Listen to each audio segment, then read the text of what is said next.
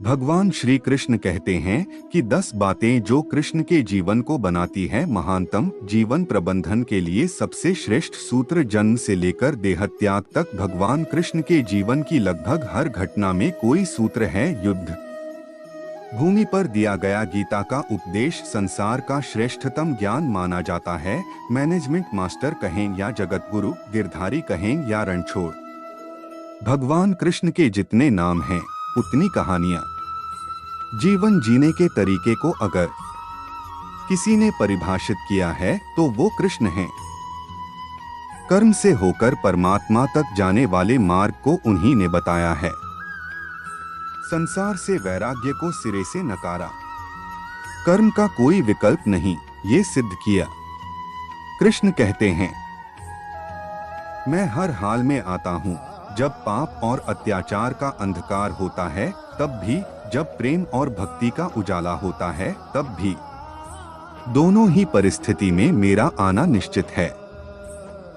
वैसे तो कृष्ण का संपूर्ण जीवन ही एक प्रबंधन की किताब है, जिसे सैकड़ों हजारों बार कहा सुना जा चुका है। कुरुक्षेत्र में दो सेनाओं के बीच खड़े होकर भारी तनाव के समय कृष्ण ने अर्जुन को जो ज्ञान दिया वो दुनिया का श्रेष्ठतम ज्ञान है। गीता का जन्म युद्ध के मैदान में दो सेनाओं के बीच हुआ। जीवन की श्रेष्ठतम बातें भारी तनाव और दबाव में ही होती हैं। अगर आप दिमाग को शांत और मन को स्थिर रखने की कोशिश करें तो सबसे बुरी परिस्थितियों में भी आप अपने लिए कुछ बहुत बेहतरीन निकाल पाएंगे।